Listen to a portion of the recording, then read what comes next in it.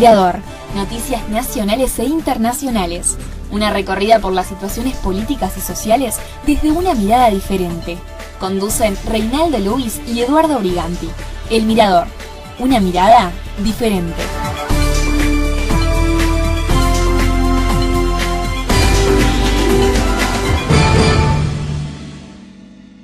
Mire usted lo que es la tecnología, mire, y ya lo tenemos ahí, Le vamos a dar las buenas noches, a ver si sale el audio. ¿Cómo andás, Quique? ¿Cómo estás, Quique? ¿Qué tal, compañero? Buenas noches. ¿Me escuchan bien? Perfecto, clarísimo. Es más, trataré de no decirlo, porque viste lo que pasa cada vez que decimos eso, ¿no? Se nos complica. Entonces, Sí, está no saliendo... me queda duda que lo tuyo, Eduardo, es talento. Sí, talento, sí. No hay que hacer Lentísimo. ninguna aclaración, Sí. por lo menos que quede la duda, ¿viste? Talentísimo, está. ¿Cómo anda la cosa, Quique? Todo bien por acá. ¿Ustedes cómo andan por ahí? Bueno, con las calenturas de siempre, ya no precisamos estufa, y no es porque haya salido el calor de la primavera, casi te está asomando por allí. Me imagino que no. No, no necesitamos estufa, ya nos vendieron el puerto. Yo recuerdo hace un tiempo cuando se armaban los berrinches, porque habíamos perdido la aerolínea de bandera uruguaya, cuando cerró Pluna. Era lo peor que habíamos podido hacer. No, ni se hace la idea. Juego de niños era eso. Eso era una bobada, porque además lo que dejamos de perder plata, que hacía tiempo que veníamos perdiendo plata y se favorecían los ricos. Pero acá en la terminal portuaria parece que lo vendieron nomás por 60 años. No, es una cosa tremenda. Lo regalaron. Pero 60 años no es nada, Eduardo. Tenés Nosotros razón. en los 90 vendimos las empresas de servicio por 90 años. ¿Qué lo valió? Pero eso sí que... Nos En eso ustedes... faltan como En eso ustedes están 60 recibidos. Ustedes están recibidos, la verdad. En eso... sacaron siempre están en primer lugar, le diré. En esas cosas, la verdad que nos pasan el trapito. Pero nosotros estamos sorprendidos por los 60 años. pasito adelante. Nosotros vamos siguiendo sus pasos.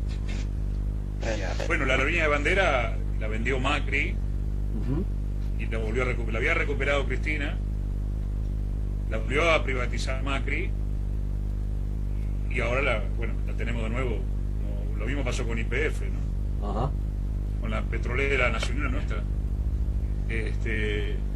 Pero bueno, así son los gobiernos. Sí. Bueno, cuando vos me digas, largamos, Eduardo. No, cuando quiera nomás. Está apretado el cronómetro. Yo pensé que todavía estabas ahí haciendo conexiones. No, ya estamos. Bueno, mira, vamos a tratar de ser breve. Soy así, no os hago acostar tarde. Bueno, igual es viernes hoy. No hay drama. Mira, respecto de lo que siempre informamos primero, que es la situación epidemiológica y vacunación, no hay demasiadas novedades, seguimos avanzando bien en ese terreno, con un porcentaje de población vacunada alta. Información, siempre aclaro esto porque como la información está tan tergiversada por el tema de la campaña electoral, Claro. me imagino que la información que llega al exterior tiene la misma tergiversación, o peor tal vez, porque son menos los medios a los cuales se tiene acceso. Por eso siempre me gusta hacer la aclaración. La verdad que en ese tema venimos fenómeno. Yo creo que para el mes de septiembre vamos a tener una vacunación, por lo menos de todas las personas que voluntariamente se han querido vacunar, bastante alta. Aparentemente el porcentaje en la Argentina de los que no se quieren vacunar no es demasiado alto, así que estamos a la espera del ingreso, no del ingreso porque ya ingresó, pero de que tenga circulación comunitaria esta variante Delta o cualquier otra variante que venga. Pero si agarra a una población con alto grado de vacunación, los efectos no van a ser tan devastadores en esa tercera ola como lo ha sido en algunos otros países del viejo mundo, ¿no? Claro. Y de la campaña electoral tampoco hay nada nuevo. La campaña es igual, no tiene demasiado que agregar. Hoy, yo te había mandado hoy por WhatsApp un título posible para la columna de hoy y me gustó llamarla la metáfora de los carpinchos. Yo no sé si allá habrá llegado, por Facebook puede ser que sí. en estos días hubo toda una movida acá en la Argentina, sobre todo en las redes, respecto de estos simpáticos y feos animalitos. Feo digo porque según gordo, petizo, no tienen nada de lo que en nuestras estructuras de belleza nos han enseñado que era lindo, por lo tanto es un bicho feo. Encima es un roedor, como dijo un conductor acá de la Argentina, es una rata gigante y obesa. Pero bueno, ¿por qué fue noticia? Acá, bueno, allá también, en el delta del Tigre, en los últimos años se han desarrollado barrios privados, countries, pero sobre el agua, digamos, sobre zonas de islas, digamos, o zonas costeras, pero pantanosas. Y ahí se han desarrollado enormes emprendimientos inmobiliarios, de casas de lujo, con arroyos privados, con lagunas privadas, con amarras privadas, con toda el agua privatizada a su favor. El más representativo tal vez es Nordelta, fue uno de los primeros que se hizo. Y en estos días sucedió que vecinos de Nordelta denunciaron una suerte de invasión de carpinchos, es decir, de una cantidad inusitada de carpinchos que entraban a las casas, incluso que lastimaron algunas mascotas, algunos perros. Y esa noticia, que aún sigue en vigencia, generó un montón de cosas y aparecieron un montón de como le llaman ahora, de memes, de carpinchos revolucionarios, de carpinchos contra la oligarquía, bueno, toda cosa graciosa. Pero más allá de estos chistes muy interesantes, que ya empiezan a dejar de ser interesantes, ¿viste? Porque la saturación enseguida ya, bueno, basta de carpincho. Claro. Pero han salido algunos muy interesantes, como ese que le mandé a Eduardo por WhatsApp, un carpincho, siendo el capital de Karl Marx y tomando mate, ¿no? Pero bueno, tal vez este episodio gracioso me da pie a mí para conversar algunas cosas, por supuesto no sobre los carpinchos. Porque esto viene ligado a que hace unos días, muy poquitos días, 2 o 3 días, en la legislatura de la Ciudad de Buenos Aires se aprobó una modificación de lo que se llama Código de Planeamiento Urbano para poder construir un barrio privado precisamente aquí nomás, muy cerquita de mi casa, en lo que alguna vez fue la ciudad deportiva de Boca Juniors. No sé si alguno de ustedes de pequeño tuvo oportunidad de conocerla, que está abandonada hace muchos años ese predio.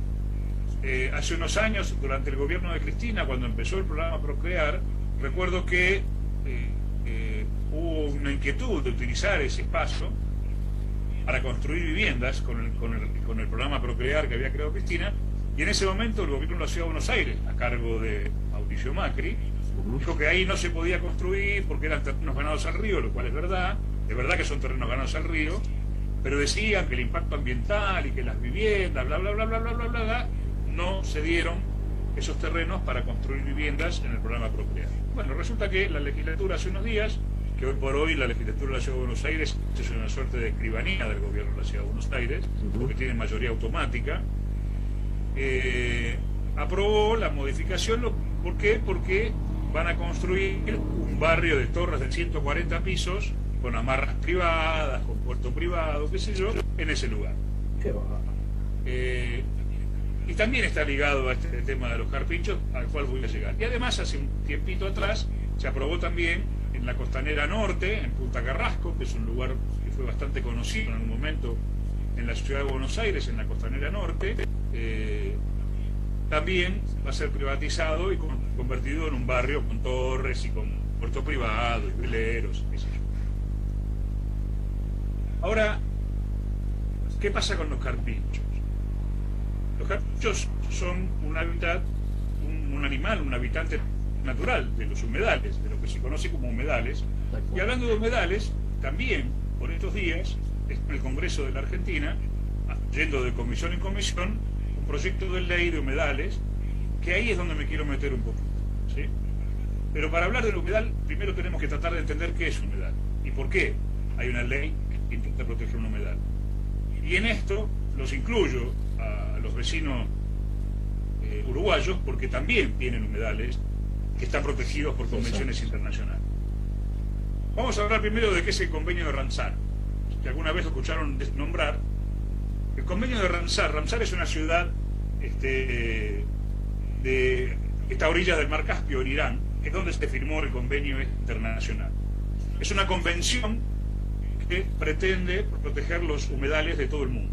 Entonces, esa convención, que se hizo en el año 1971 y se entró en vigencia en el 1975, tenía como objetivo la conservación y el uso racional de los humedales mediante acciones locales, regionales, nacionales y gracias a la cooperación internacional como contribución al logro de un desarrollo sostenible en todo el mundo. Eso es el convenio de Ramsar. Ese convenio de Ramsar se firmó, ya te digo, en la década del 70 en Irán, generó o creó una lista, se llama la lista de Ramsar. La lista de Ramsar es una lista de humedales en todo el mundo que deben ser protegidos, ¿sí?, bajo este convenio. Estamos hablando de cerca de 2.000 lugares en todo el mundo que involucran más o menos 2 millones de kilómetros cuadrados, ¿sí?,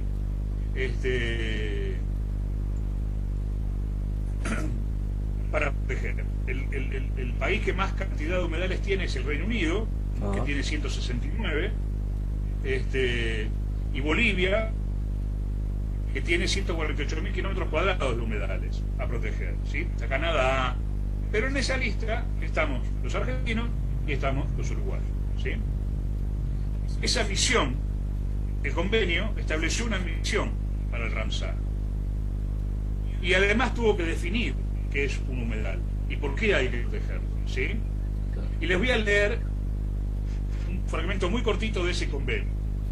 La convención emplea una definición amplia de los tipos de humedales abarcados por esta misión, incluidos pantanos, marismas, lagos, ríos, pastizales húmedos, turberas, oasis, estuarios, deltas, bajos de marea, zonas marinas próximas a las costas, manglares y arrecifes de coral, así como sitios artificiales como estanques piscícolas, arrozales, embalses y salinas, ¿sí?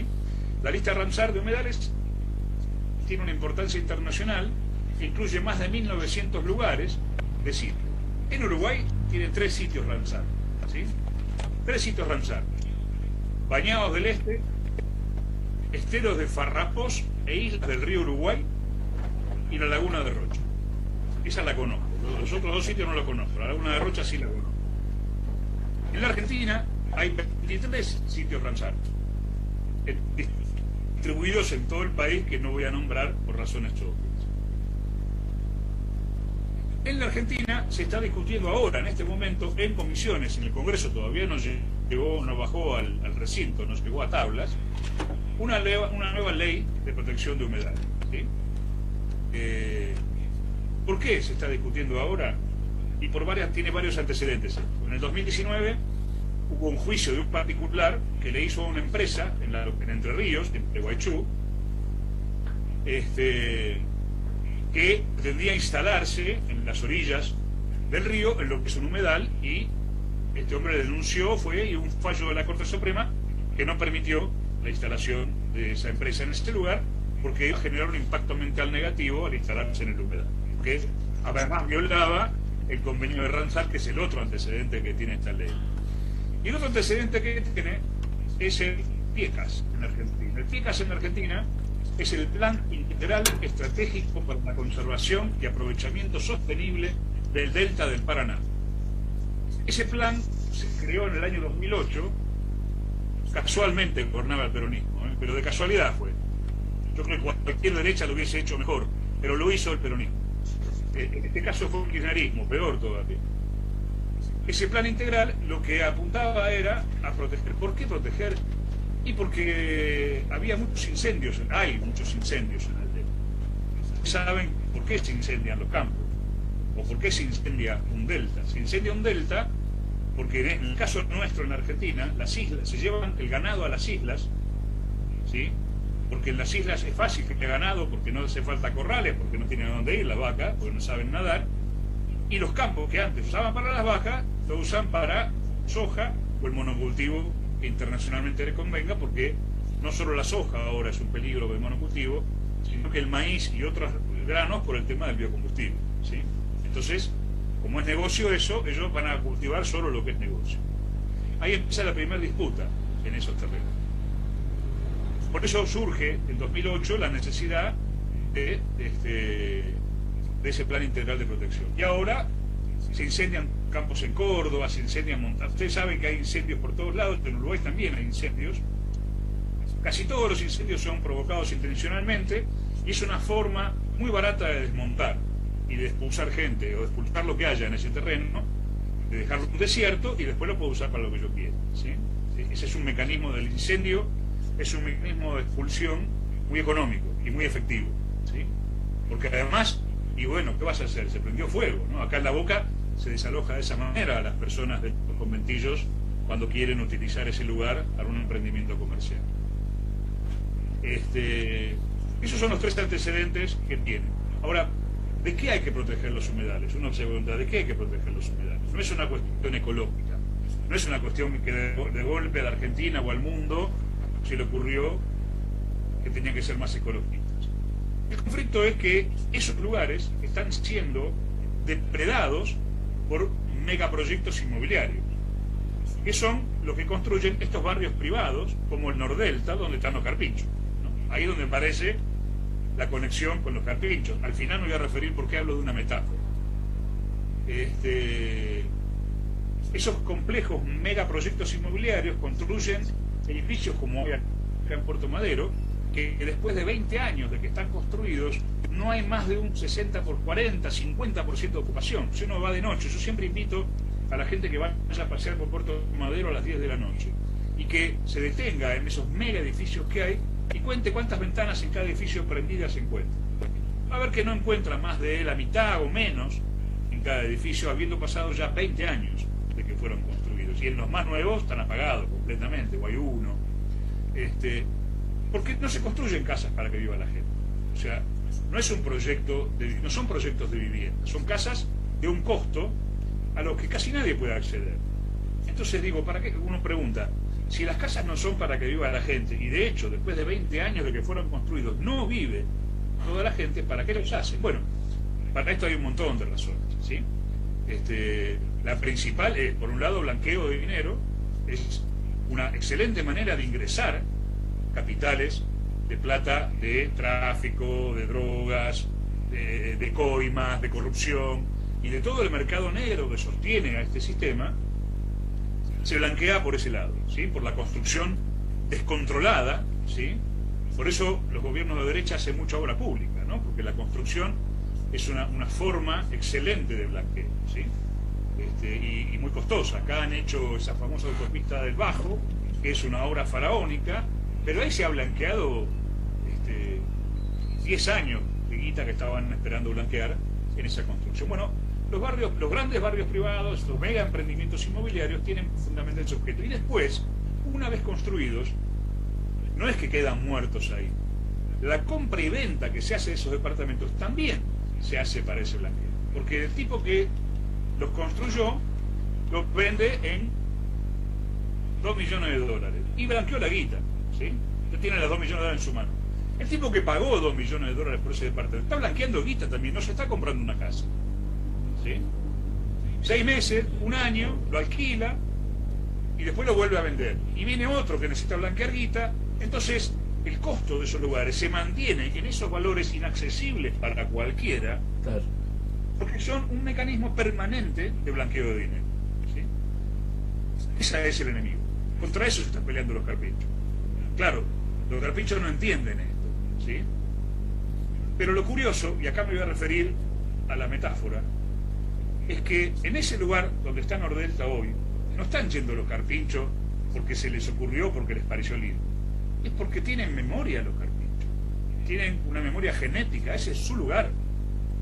Ellos vuelven a buscar su lugar y se encuentran calles, se encuentran casas, se encuentran cemento, encuentran un fitodesarrollo, como es el que ellos están acostumbrados a consumir o a ver, pero vuelven a ese lugar, porque es su lugar. Y además, el carpincho tiene una tasa de reproducción bastante alta, ¿no? Es un roedor. Entonces, este problema no es de hoy. Lo que pasa es que los seres humanos en los barrios privados se reproducen en una tasa menor, por suerte, que los carpinchos, ¿sí? O sea, la gente de derecha se reproduce menos que los carpinchos. Esto por ahí, para que lo anoten, ¿no? Es un dato. Entonces, parece que hay un montón de carpinchos. Y lo que están haciendo los carpinchos en este momento es reclamar por sus derechos, que les fueron cercenados mucho tiempo atrás, ¿sí? Porque ese era su hábitat, ese lugar, y no es que se creó una reserva, no es que estos mega emprendimientos hicieron esa obra, pero además hicieron una reserva donde todo lo que había ahí, porque los carpinchos son los que se están expresando hoy, pero hay una fauna y una flora gigantesca que se están modificando, porque ustedes saben que a la doña, la mujer del narcotraficante, no le gustan las plantas que nacen acá, le gustan plantas que nacen en Europa. Entonces corta las plantas que hay acá, corta los árboles, como hizo Sarmiento en su momento, y trae los árboles de Europa. Entonces, no solo se modifica la fauna, sino que hay un impacto ambiental tremendo en esos lugares. Esto es lo que pasa con los carpinchos. ¿Y dónde está la metáfora? Preguntaron ustedes. Y la metáfora es que en realidad no expulsan todo, con nosotros hacen exactamente lo mismo. La diferencia es que, no hay diferencia, digo, la metáfora está, o la semejanza está, que cuando volvés a reclamar eso, somos violentos, porque la primera denuncia fue, ¡ay, lastimaron a los perros! Y el carpincho no es un animal violento, ¿sí? Probablemente si lastimó un perro es porque el perro lo fue a atacar al carpincho, el carpincho simplemente se defendió, el carpincho no es carnívoro, no va a ir a matar a un perro. Bueno, cuando nosotros salimos a marchar, porque no tenemos casas, porque los lugares donde tenemos que hacer las casas lo ocuparon ellos, también nos tratan exactamente igual de violentos. Es decir, somos casi lo mismo que un carpincho para esta persona, ¿sí? No hay mucha diferencia entre un carpincho y nosotros. En realidad, a estos tipos no les importa lo que está ahí, lo que habita ese lugar. No hay diferencia si son seres humanos, si son carpinchos o lo que sea. Y esto sucede en todo el planeta. Todo el planeta sucede este mecanismo de expulsión, y una cosa muy similar es lo que sucede en las grandes ciudades, que a veces se habla del extractivismo urbano, ¿sí? En realidad el nombre correcto es la gentrificación, ¿sí? Es un mecanismo muy curioso de gentrificación, porque esto es lo que ha pasado a los carpinchos. Claro, la gentrificación se refiere a los seres humanos, pero esto es lo que le pasó a los carpinchos, y aquí es donde radica la metáfora. ¿Qué es la gentrificación? La gentrificación, para decirlo vocalizando correctamente, es un proceso por el cual se desvaloriza un lugar, ¿sí? Se lo hace invivible hasta que es abandonado, o queda muy poca gente, y una vez que queda abandonado o hay muy poca gente, se lo vende por 2 mangos, porque no lo quiere nadie ese lugar, nadie quiere ir a vivir ahí. ¿Y a quién se lo vende por 2 mangos? A estos señores que tienen esos mega emprendimientos que te hacen un Puerto Madero, ¿sí? ¿Cómo se gentrifica? ¿Cómo es el proceso? Bueno, en general los estados son los que participan de esos procesos de gentrificación en complicidad con las grandes empresas constructoras. Porque lo que hacen es, como están haciendo acá en el barrio de La Boca, bajarte la presión de agua, no controlar, no hacer veredas, dejar que se inunde, que esté sucio, no efectuar una correcta limpieza, no controlar a las empresas de servicios públicos, que no haya el mismo servicio de limpieza que hay en otros sectores de la ciudad de Buenos Aires, no se arreglan las veredas. Ustedes saben que Macri, en la ciudad, Macri y el gobierno que tenemos hace 14 años, hay lugares en la ciudad que ha hecho veredas 5 veces sin que se rompa. Bueno, en este barrio hay lugares que no existió nunca vereda, ni existe vereda. Uno de ellos es la puerta de mi casa. No tengo vereda, yo nunca tuve vereda desde que vivo acá. El edificio se empezó a construir en 2003, se terminó de construir en 2015, nunca hubo vereda ni la hay al día de hoy.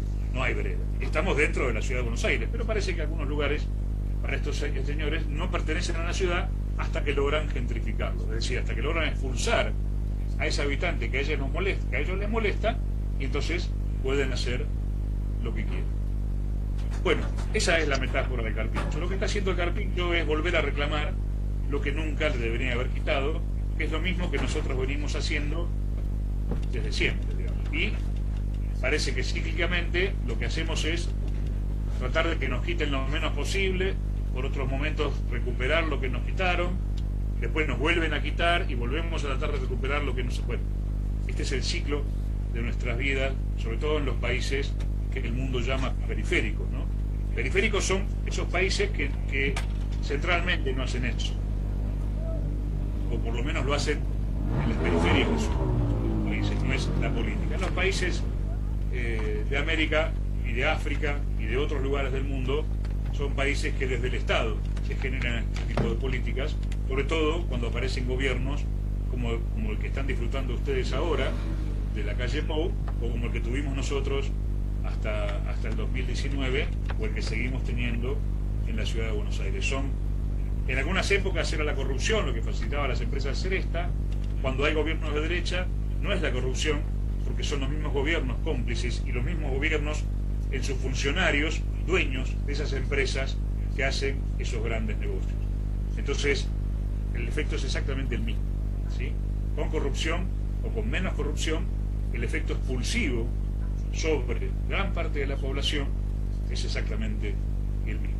Eso es lo que está pasando con los carpinchos. No sé si lo tenían claro, no sé si había llegado la información allá o solo habían llegado los chistes, pero lo que pasa con los carpinchos, eso en todo el delta sucede. Lo que pasa es que en las zonas donde hay isleños, en la zona histórica, no se combate a los carpinchos. Los carpinchos han sido desplazados porque donde hay gente hay perros, y donde hay perros no hay otro animal. El carpincho se va corriendo y no le gusta mucho al carpincho cuando hay mucha gente, pero se van a lugares donde no hay gente, ¿sí? En Nordelta, en esa zona, no tienen donde ir, porque está es costera y está al lado de una ciudad. O sea, para un lado tienen agua y para el otro lado tienen una ciudad, cemento. Entonces, están ahí, en ese humedal, que ahora es un barrio privado. Yo los invito, y con esto termino, a que se metan en el Google Maps y ubiquen el Tigre, la costa del Tigre, hagan zoom y se acerquen y pongan la vista satelital, ¿sí? Van a ver los dibujitos y se van a dar cuenta que un río no puede hacer eso, ¿sí? Un río no puede hacer tres islas exactamente simétricas o con formas de arbolito, con formas de corazón. No, eso es una intervención que ha habido en esos barrios. Van a ver barrios privados que cada casa tiene su puerto, su muelle, o están hechas en rayas, o tienen forma de peine, o tiene forma de lo que sea, pero uno ya advierte en la vista satelital de esas zonas que ahí hay una intervención artificial, porque si se va al delta, donde no hay esos barrios privados, va a ver que la distribución de los arroyos y los nexos entre aguas que van formando las islas es completamente irregular, no tiene una simetría como tienen esas cosas. Es curioso, y háganlo, porque van a ver que hay unos dibujitos insólitos vistos desde arriba, desde el satélite. Bueno, todo eso es intervención humana, y son barrios privados que han expulsado todo lo que había ahí, han hecho lagunas donde no existían lagunas, han rellenado donde sí existían arroyos, han cambiado el curso de ríos, han cambiado fauna, han cambiado flora y han puesto cemento, digamos. Es una cosa tremenda. Bueno, esa es la necesidad de cuidar los humedales, porque además los humedales son por acá tengo en la definición, espera que eso se lo puedo dar, que decía por qué había que proteger los humedales. Porque además de reservas acuíferas en todo el mundo, son reservas de especies, de faunas y floras muy importantes para el sostenimiento de todo el planeta, ¿sí? Y por eso son tan numerosos en todo el mundo los humedales. Claro. Bueno, no lo encuentro ahora el parrafito, pero donde explicaba expresamente el motivo, o sea, en esa declaración de Ramsar, por qué había que proteger los humedales. Pero es exactamente por eso, ¿no? Porque sí, es lo mismo que sucede con los médanos también, que también en muchas ocasiones han sido depredados, digamos, y bueno, es una de las causas que, bueno, como se ahora tenemos el señor presidente que tiene su propia casa, está armando su propia casa arriba de los médanos, allá por Rocha. Las conveniencias, cuando tú decías los de, no recuerdo exactamente el término que empleaste, pero la depredación económica que existe con el tema de la venta de, de propiedades, como pasa acá también, que bueno, es un método de lavar dinero, es promiscuo eso, obviamente, y bueno, no es un mecanismo que utiliza hoy en día el poder y la corrupción para poder blanquear esa plata, ese dinero, que bueno, es otra parte de negociado. ¿Qué va a hacer? Sí, lo que seguro no es en favor de los habitantes del planeta, es en favor de incrementar o de blanquear dinero o de generar beneficios económicos para solo cierto sector de la población mundial. Exactamente. Muy bien, Quique, espectacular. Después envíame. De aquí venía la metáfora de carpincho. Exactamente. Seguiremos haciendo carpinchos. Salado. Realmente. Sí, bueno, pero tenemos que aprender un poco de los carpinchos, ¿viste? Hay que volver a los lugares, hay que, bueno, a veces resistir no se puede porque estos tipos no pasan la reparan nada. planadora. O te vas o te pasan la topadora por encima, ¿no? Sí, exacto. Con mucha suerte conseguís que te dieran unos manguitos antes de irte, con mucha suerte. Sí. Pero en general negocian con tu vida. Es decir, y si no, preguntale a Chico Méndez y otros tantos que se opusieron al régimen y al régimen del dinero, de San Dinero, y bueno, realmente terminaron muy mal, ¿no? Mirá, te lo leo para terminar ya. Dale. Dice: un humedal es una zona de tierra generalmente plana, cuya superficie se inunda de manera permanente o intermitente. Al cubrirse regularmente de agua, el suelo se satura, quedando desprovisto de oxígeno y dando un lugar a un ecosistema híbrido entre los puramente acuáticos y los terrestres. Considerando que el concepto fundamental de un humedal o zona húmeda no es el agua como tal, sino la humedad que se puede hablar, ecosistemas húmedos, interdependientes. Exacto. Sí. Y ahí, bueno, después viene la definición y esas cosas. Muy bien. Muy bueno. Así que bueno. Bueno, don Ahí Quique, andábamos hoy. nos encontramos Bueno, Eduardo, el próximo viernes, ¿te parece? el próximo viernes. Espectacular. Bueno, buena semana y bueno, estaremos en contacto para estar ayornando un poquito más a la gente y sobre esta situación y otras tantas que se avecinan en este siglo XXI tan entreverado, problemático y febril. Exactamente, así que estén atentos ustedes con los megaproyectos inmobiliarios, Tal cual. porque en este periodo los van a tener a flor de piel. Sí, ya hay varios capitales extranjeros que están acercándose, algunos que vienen... Porque esta gente trae muchas inversiones, Claro, es lo que ustedes no entienden. Sí. Claro, hay mucho trabajo, cosas de esas. Claro, y las inversiones generan trabajo, Claro. y generan divisas, y riquezas, y prosperidad, y futuro para ellos, ¿no? Lo decís también, Quique, que... ¿Para quiénes, no? Claro. Y lo decís también que todo el mundo te cree. Vamos arriba. Bueno, Quique, un abrazo grandote. Abrazo, Reinaldo y Eduardo. Gracias. Nos vemos. Arriba, nos Chao, vemos. que pasen muy bien. Chau. Chao. Bueno, así pasaba la columna de Quique Dordal desde la República Argentina, nuestro amigo desde allí, con siempre su visión muy clara con respecto a esta y tantas realidades que vienen a asomar.